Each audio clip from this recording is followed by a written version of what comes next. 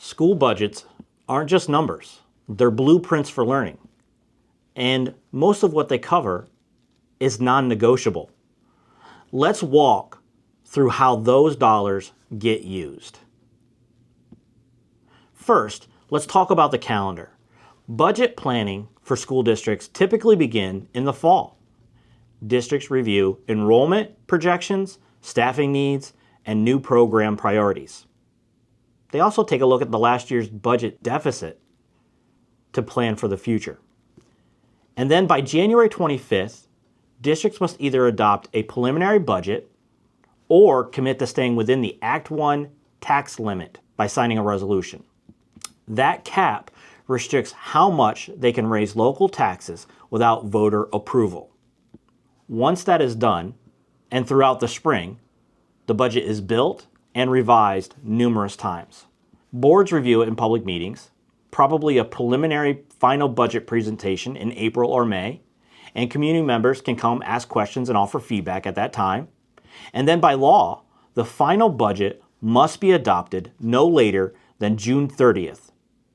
That's the end of the fiscal year, and districts are not allowed to run a deficit past June 30th. So their budgets have to be established. At the same time, the state must pass its own budget also by June 30th.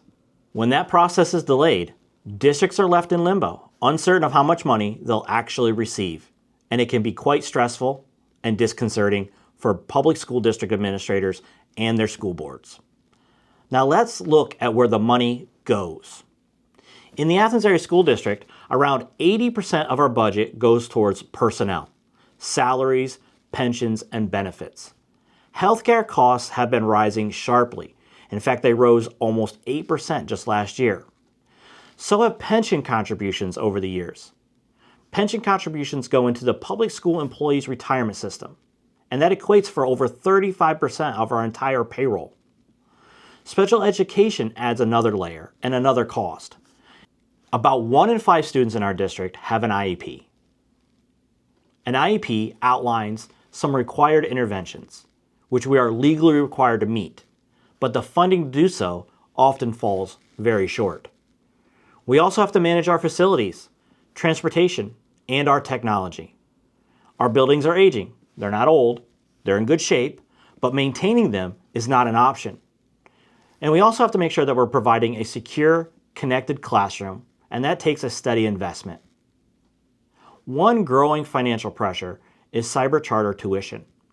When a student enrolls in a cyber charter school currently, their home district pays the tuition.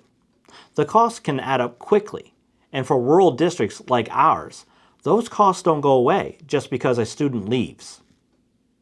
These aren't just financial decisions that we have to tackle and deal with on a daily basis. These decisions, they shape the sizes of our classes, the availability of our programs, and the quality of our learning environments. And that's why costs and revenues matter so much to a school budget. Come on back for our last video where we talk about the equity, the costs, and the future.